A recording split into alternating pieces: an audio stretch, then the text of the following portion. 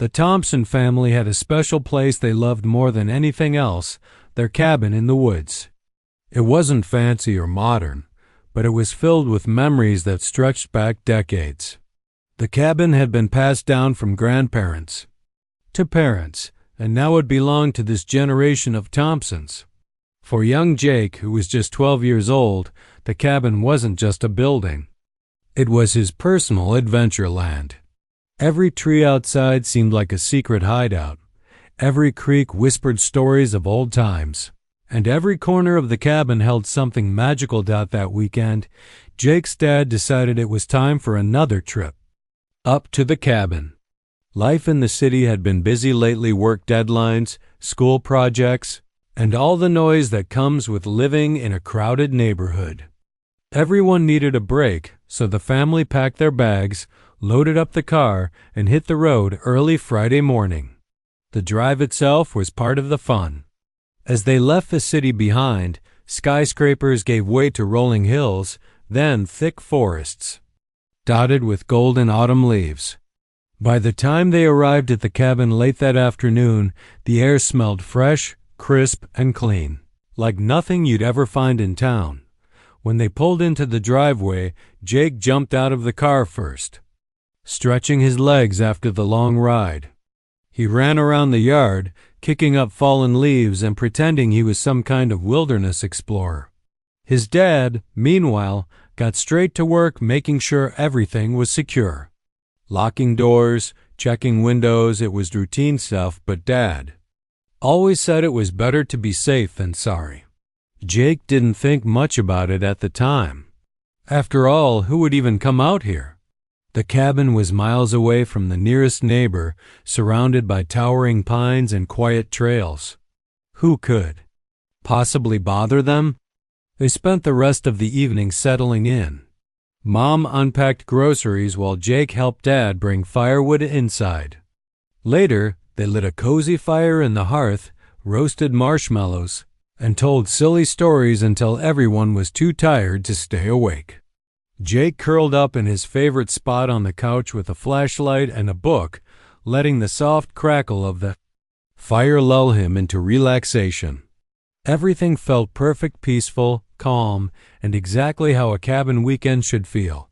But somewhere out there, beyond the trees and the shadows, trouble was brewing. A group of men had been causing problems in the area for a while now. They called themselves HOA enforcers, though they weren't really part of any official organization.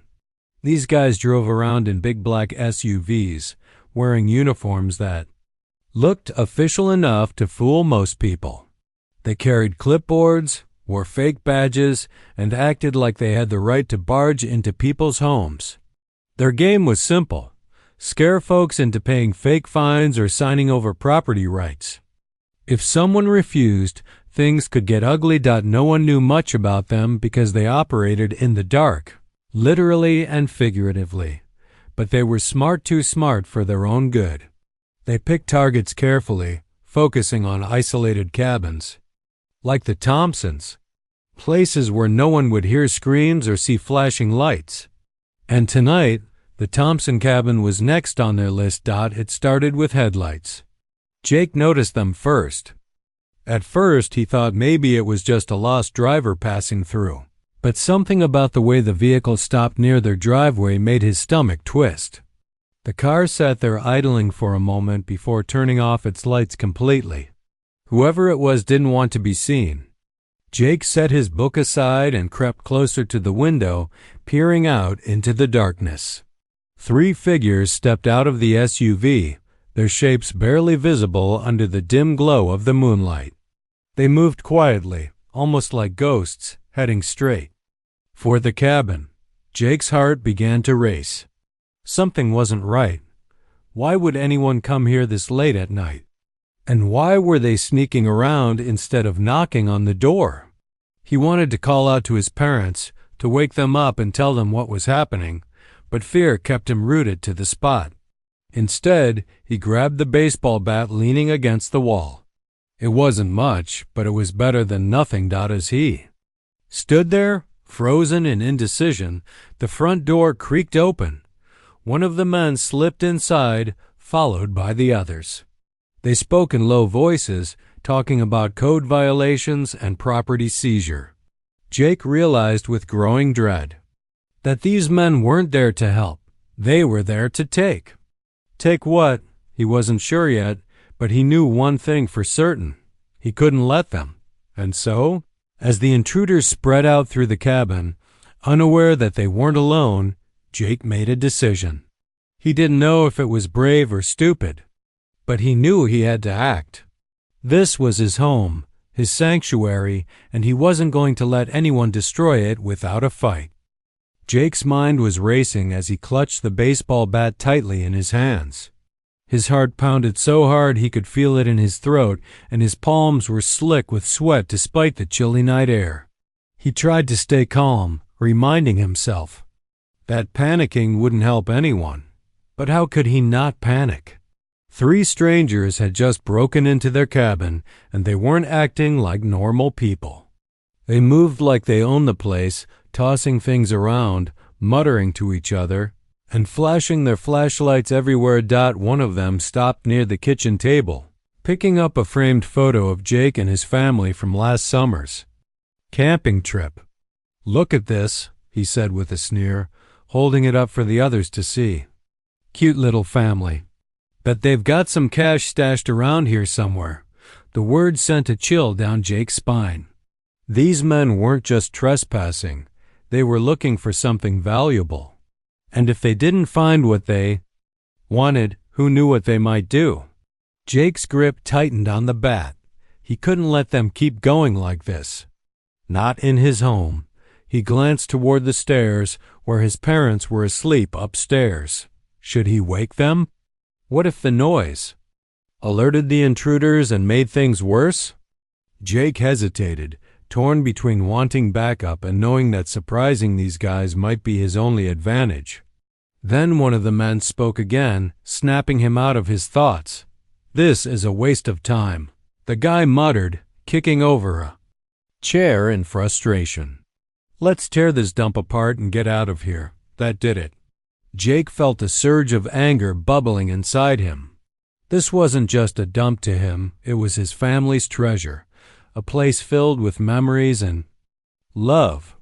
These jerks didn't deserve to even step foot inside it. With newfound determination, Jake quietly slipped away from the window and headed toward the closet in the hallway. Inside was his dad's prized possession, a loaded 12-gauge shotgun. His dad had shown him how to use it during hunting trips, always emphasizing safety first. "This isn't a toy," he'd say sternly. "It's a tool, and you need to respect it." Jake remembered those lessons now, every word drilled into his head. He opened the closet door carefully, grabbed the shotgun, and checked the chamber. Sure enough, it was ready to go. For a moment, he stood there, staring at the weapon in his hands. Was he really about to do this? Could he actually point it at another person? But then he heard glass shatter in the living room, a picture frame hitting the floor, and the doubt vanished. These men weren't playing nice, and neither could he. Taking a deep breath, Jake crept back toward the living room, keeping low and quiet. He positioned himself behind the couch, peeking over just enough to see what was happening. By now, the intruders had spread out across the space. One was rummaging through drawers, pulling out papers and scattering them everywhere. Another was inspecting the TV, probably wondering if it was worth stealing. The third guy, the leader by the looks of it, was pacing back and forth, barking orders. None of them noticed Jake yet. "Hey!" Jake shouted suddenly, stepping out from behind the couch. His voice cracked slightly, betraying his nerves, but the sight of the shotgun silenced the room instantly. All 3 men froze, their eyes wide with shock. For a few seconds, no one moved or spoke. The tension was thick enough to cut with a knife. "This is private property," Jake said, trying to sound braver than he felt. His hands trembled slightly, but he kept the barrel pointed directly at the intruders. "Get out now, or I'll..." "Shoot," The man closest to him laughed nervously, clearly trying to play it cool. "Kid, you don't want to do anything stupid. Put the gun down." But Jake didn't flinch. He remembered what his dad had told him. Never show fear when you're standing your ground. "I'm warning you," he repeated, louder this time. "Leave. Now." Upstairs, the commotion woke Jake's dad. He bolted upright in bed, confused at first, until he heard his son's voice downstairs. Without wasting a second, he grabbed a flashlight and hurried toward the stairs. As he descended, he caught sight of the scene below his boy, barely 12 years old, holding a shotgun steady while 3 grown men stared back in disbelief. Mark's presence seemed to break the spell. 2 of the intruders bolted for the door, clearly realizing they'd bitten off more than they could chew. The third man, however, stayed put, raising his hands slowly in surrender. Okay, we're leaving," he stammered. Just don't shoot." Jake didn't lower the gun right away. He waited until his dad stepped forward, taking charge of the situation. "Who are you?" Mark demanded, his voice firm and commanding. "What are you doing in my house?" The man stumbled over his words, claiming they were inspectors sent by the Homeowners Association. But when Mark pressed him for ID, the guy couldn't produce anything. It was obvious now they weren't inspectors. They were frauds, liars, and thieves. Meanwhile, the distant sound of sirens began to echo through the forest. Someone must have reported suspicious activity earlier, or maybe the intruder's SUV had been spotted speeding away. Either way, the timing couldn't have been better. Hearing the sirens, the captured man started sweating profusely, glancing toward the door as if considering making a run for it. "Don't even think about it," Mark warned, shining the flashlight directly into the man's face. "You're not going anywhere." Jake finally lowered the shotgun, exhaling a shaky breath he hadn't realized he'd been holding. His legs felt wobbly, like they might give out beneath him, but he forced himself to stay upright. He'd done it. Somehow, he'd managed to protect his home and his family. But as the reality of the situation sank in, he couldn't help feeling a mix of relief and disbelief. How had a 12-year-old kid just faced down 3 armed intruders? When the police arrived moments later, the scene was chaotic but under control. Officers swarmed the cabin, securing the area and questioning everyone involved. The captured man spilled his guts almost immediately, confessing everything about the fake HOA squad and naming his accomplices. It turned out they'd been targeting rural cabins for months, preying on unsuspecting families who lived far from help. Thanks to Jake's quick thinking, law enforcement finally had the evidence they needed to shut the operation down for good. As the officers led the man away in handcuffs, Jake leaned against the couch, still gripping the shotgun loosely in his hands. His dad knelt beside him, placing a reassuring hand on his shoulder. "You did good, son," he said softly. "Real good." Jake nodded, too tired to speak. He didn't feel like a hero, he just felt glad it was over. The cabin was eerily quiet after the commotion. The police had taken the captured man away, but the tension still hung heavy in the air. Jake sat on the couch, his hands resting on the shotgun like it was glued to him. He stared at the floor, trying to process everything that had just happened. His dad stayed close by, watching him carefully, while his mom paced back and forth, muttering about how this could have gone so much worse. "You okay?" his dad asked finally, breaking the silence. Jake shrugged, unsure how to answer. Physically, he was fine, no one had hurt him, and he hadn't even fired the gun. But emotionally, that was a different story. He felt drained, like all the energy had been sucked out of him. Still, he managed a small nod. "Yeah, I think so." His dad gave him a weak smile, though worry lines creased his forehead. "You did what you had to do, kid. You protected us." Jake didn't respond right away. Instead, he glanced around the room, taking in the mess the intruders had left behind. Papers were scattered everywhere. Furniture was overturned and broken. Glass from the picture frame glittered on the floor. It wasn't just stuff, it was their life, their memories, tossed aside like trash. Seeing it made Jake's chest tighten with anger again. I can't believe they thought they could just walk in here, he muttered under his breath, more to himself than anyone else. Like we wouldn't fight back. His mom stopped pacing long enough to kneel beside him, placing a gentle hand on his arm.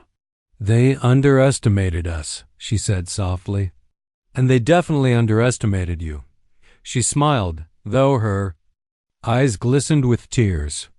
What you did tonight, it's something most adults wouldn't have the courage to do. Jake looked away, embarrassed by the praise. He didn't feel brave. If anything, he felt scared not of the men anymore, but of what might have happened if things had gone differently. What if he hadn't grabbed the shotgun? What if his dad hadn't woken up in time? Those what-ifs kept swirling in his head, making it hard to focus. Outside, the sound of car engines rumbled as the last of the police vehicles pulled away. Officers promised to follow up with the family once they tracked down the other two men who'd fled into the night. They also advised installing better security measures, cameras, alarms, maybe even a dog to prevent anything like this from happening again. Jake listened quietly, nodding along, but his mind was elsewhere. After the officers left, the cabin felt strangely empty. The adrenaline rush that had carried Jake through the confrontation was fading fast, replaced by an overwhelming exhaustion. His arms ached from holding the shotgun for so long, and his legs felt like jelly. He leaned back against the couch cushions, closing his eyes for a moment. Why don't you try to get some rest? His dad suggested gently. We'll clean up tomorrow. Jake shook his head. I'm not tired, he lied. Truthfully, he didn't want to close his eyes. Every time he did, he saw flashes of the intruders' faces, their startled expressions. When he stepped out with the gun, the way they froze like deer caught in headlights. He replayed the whole scene over and over in his mind, analyzing every detail, wondering if he'd done the right thing. His mom must have noticed because she sat down next to him, wrapping an arm around his shoulders. It's okay to feel shaken. Sweetheart, she said, what happened tonight was scary for all of us, but you handled it incredibly well. Jake sighed, leaning into her embrace. I don't understand why they picked us. Why would anyone do something like this? His dad sighed too, running a hand through his hair. Some people think they can take advantage of others because they're bigger, stronger, or sneakier. But they forget one thing, they always underestimate the strength of a family sticking together. Jake nodded slowly, letting those words sink in. He realized his dad was right. Those men might have been older, tougher looking, and armed with crowbars, but they hadn't counted on walking into a house full of people willing to stand their ground. And they certainly hadn't expected a 12-year-old boy to face them down.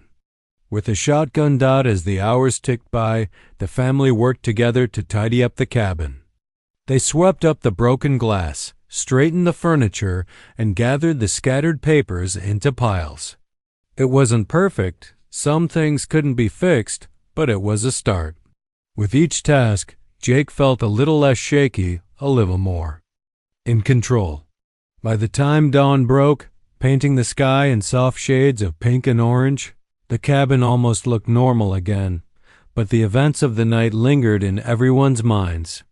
Over breakfast, a quiet affair with toast and coffee, Jake's parents talked about what came next. His dad mentioned calling a locksmith to upgrade the door locks and installing motion sensor lights around the property. His mom suggested reaching out to neighbors, as far-flung as they were, to warn them about the fake HOA squad. Jake chimed in occasionally, offering ideas of his own, but mostly he listened, grateful for the distraction. Later that morning, the phone rang. It was the sheriff's. department, calling to update the family on their investigation. Turns out the captured man had spilled everything. He gave up the names of his accomplices, admitted to targeting cabins across the region, and even revealed where they stored stolen goods. Local authorities were already rounding up the rest of the crew, and charges were being filed. "That's good news," Jake's dad said after hanging up. "Looks like justice is catching up with them." Jake felt a flicker of satisfaction. For once, the bad guys weren't getting away with it. Still, he couldn't shake the unease that settled deep in his gut. Would there be more people like them? More scams, more break-ins, more families living in fear. The thought weighed heavily on him. That evening, as the sun dipped below the horizon, Jake stepped outside to sit on the porch steps. The forest was alive with sounds, crickets chirping, leaves rustling in the breeze, but it felt peaceful, almost healing. He hugged his knees to his chest, staring out at the trees. His dad joined him after a while, sitting down beside him without saying a word. They sat in comfortable silence for a long time, just listening to the world around them. Finally, Jake spoke. "Do you think we'll ever feel safe here again?" he asked quietly. His dad hesitated before answering. "Probably. Not the same way we did before," he admitted. "But that doesn't mean we stop coming here. This place is part of who we are. We'll adapt, make it safer, and keep moving forward. Together." Jake nodded, feeling a small sense of relief wash over him. Maybe things wouldn't go back to exactly how they were, but that was okay. Life was about change, about finding ways to grow stronger even when things got tough.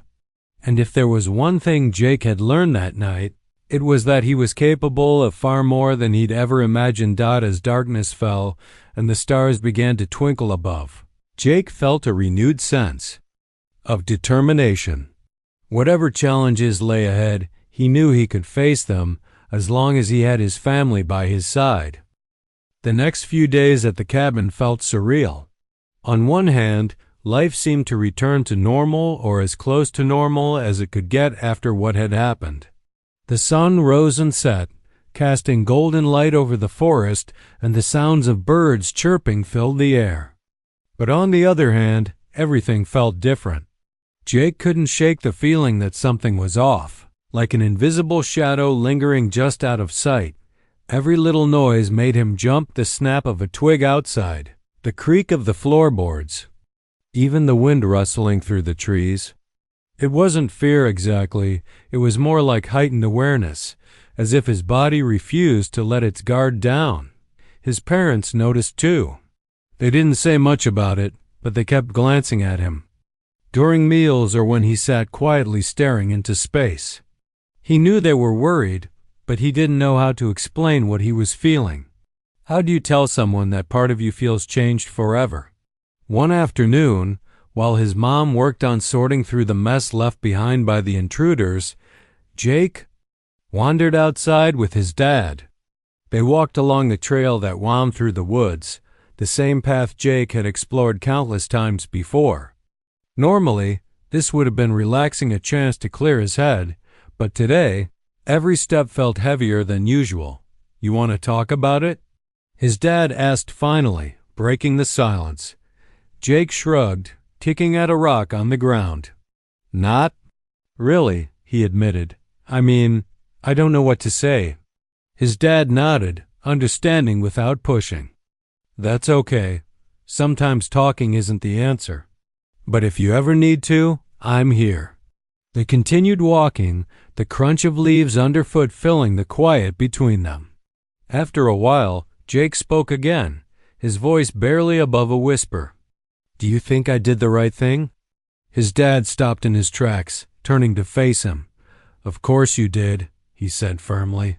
"You protected our home, our family. That takes guts.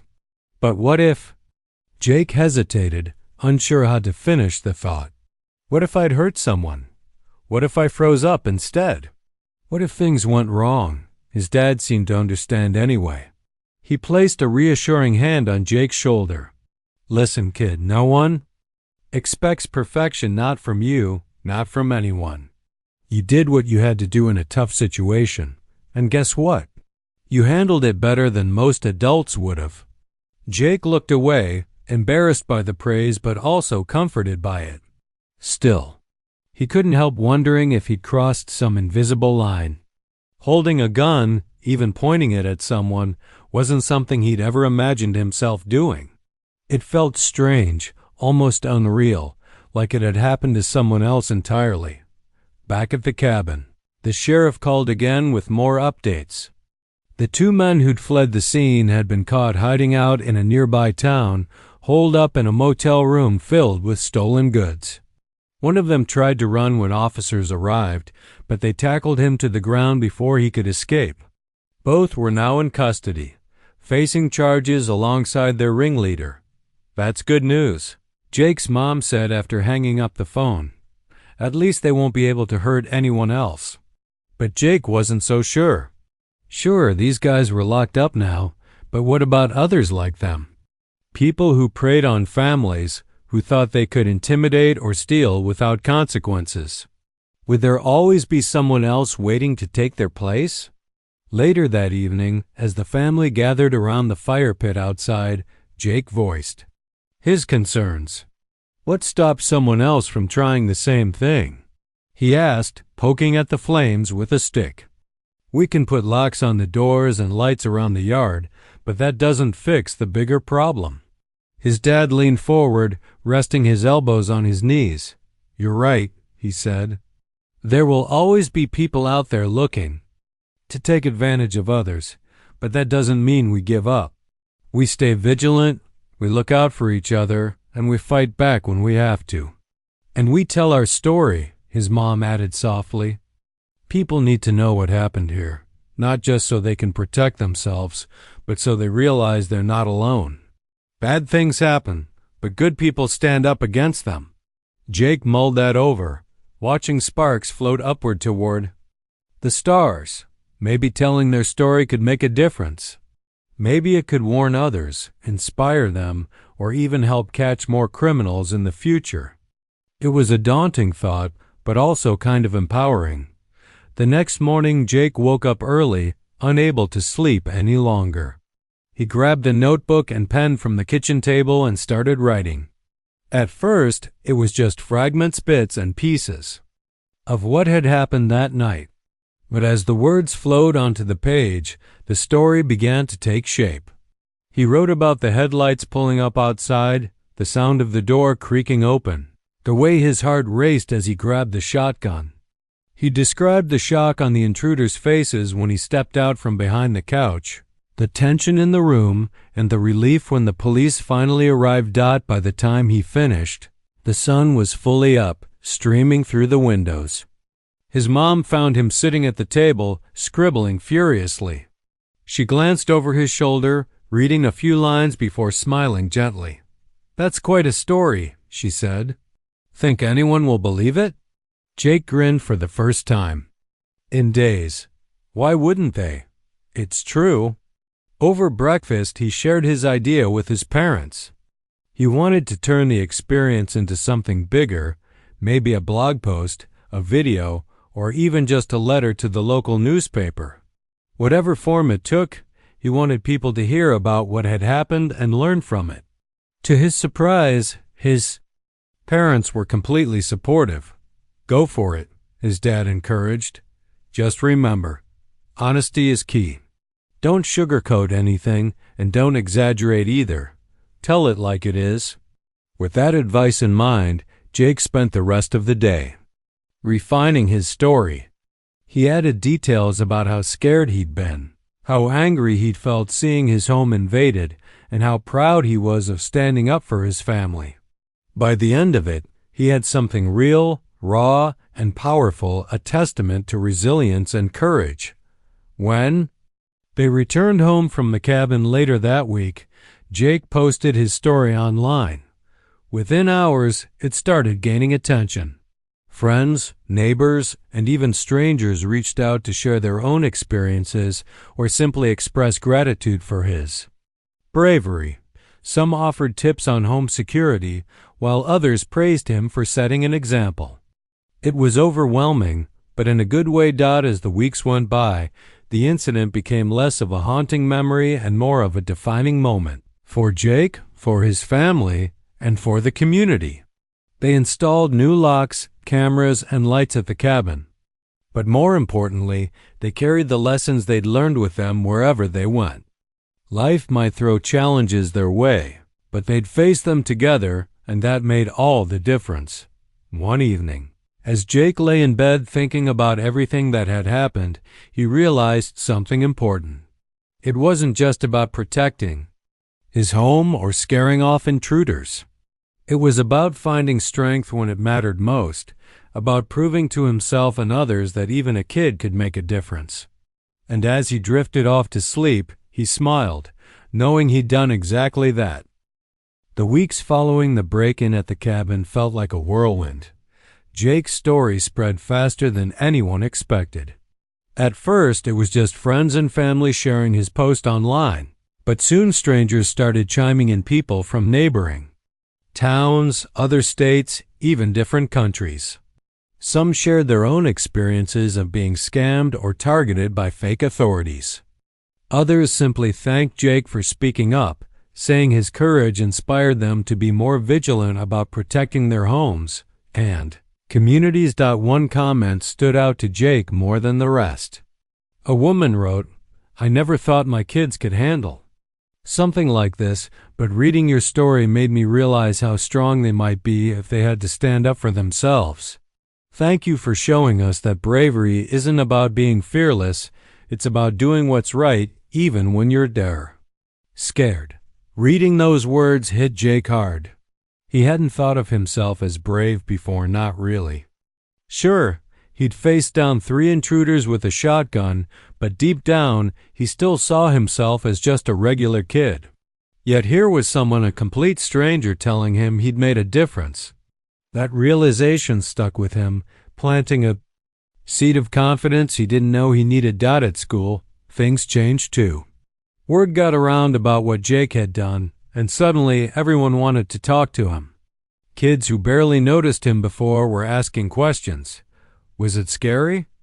Did you really point a gun at them? What did they look like? Teachers praised him during class discussions, calling him a role model for standing up against injustice. Even the principal invited him to speak at an assembly, though Jake politely declined. As much as he wanted to share his story, the idea of talking in front of hundreds of people felt overwhelming. Still, the attention wasn't all positive. Some kids teased him, calling him sheriff or action hero in a way that bordered on mockery. One boy in his math class muttered under his breath, "Bet he thinks he's some big deal now." Jake tried not to let it bother him. He knew not everyone would understand, but it stung a little. His dad noticed and pulled him aside one evening after dinner. "People are going to say stuff," his dad said, leaning against the kitchen counter. "Some will cheer you on and some won't get it. But none of that matters. What matters is how you feel about what you did." Jake nodded slowly, thinking about it. Deep down, he knew his dad was right. The teasing didn't change the fact that he'd protected his family. Still, it was hard to ignore the whispers sometimes. Back at home, life settled into a new rhythm. The cabin became a project for the whole family. On weekends, they worked together to fortify it, installing security cameras, reinforcing doors, and adding motion sensor lights around the perimeter. Jake helped wherever he could, climbing ladders to screw in light fixtures and testing the camera angles to make sure nothing was missed. It gave him a sense of purpose, like he was actively making things safer instead of just waiting for trouble to find them again. His mom also suggested starting a neighborhood watch group for the area surrounding the cabin. She reached out to nearby property owners, many of whom were shocked to hear about the fake HOA squad. Turns out, several had received suspicious letters or visits, but brushed them off as minor annoyances. Now, Armed with Jake's story, they banded together to share information and keep an eye out for anything unusual. It was comforting to know they weren't alone anymore. As winter approached, the family prepared for their next trip to the cabin. This time, though, there was a noticeable shift in the air. Instead of excitement, there was caution. Instead of carefree laughter, there were double checks of locks and reminders to stay alert.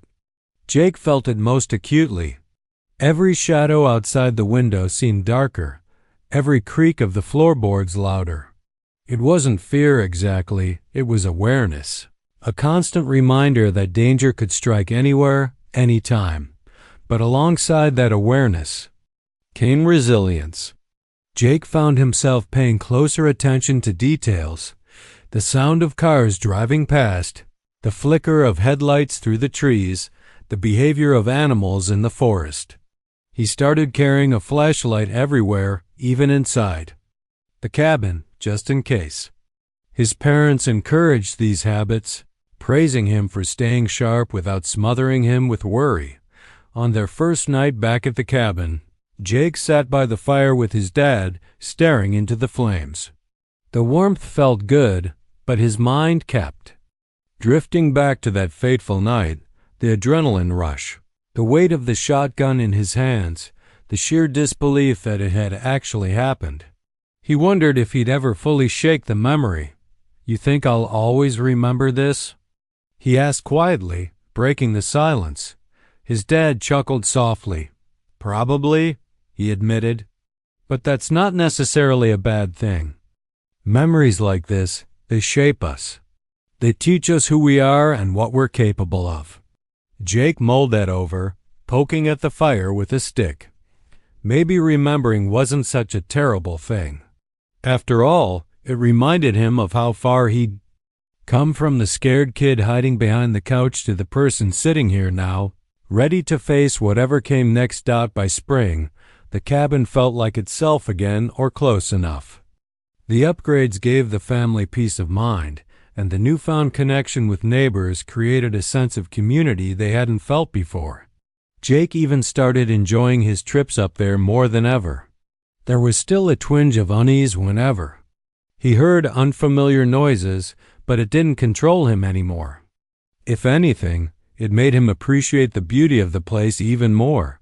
One sunny afternoon, while exploring the woods with his dad, Jake stumbled upon a fallen tree blocking the trail. Without hesitation, he grabbed a branch and started clearing it away. His dad watched with a proud smile. "You've grown up a lot lately," he said as they worked side by side. Jake shrugged, brushing dirt off his hands.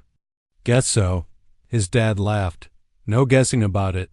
You've earned every bit of that growth." When they returned to the cabin later that day, Jake took a moment to stand on the porch and look out at the forest.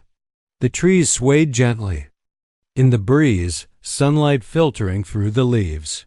For the first time in months, he felt truly at peace. Yes, bad things had happened here, but good things had come from it too. He'd learned to trust himself, to rely on his instincts, and to stand up for what mattered most. As he walked inside, he glanced at the closet where the shotgun was stored. It was loaded and ready, just in case. But he hoped he'd never need it again. Life was unpredictable, sure, but maybe, just maybe, that unpredictability could bring moments of strength and courage instead of fear. That night, as the family gathered around the fireplace, Jake realized something important. He wasn't the same kid who'd arrived at the cabin last fall. He was stronger, wiser, and more determined than he'd ever been. And no matter what challenges lay ahead, he knew one thing for certain. He'd face them head on, just like he'd done before. Because sometimes heroes aren't born.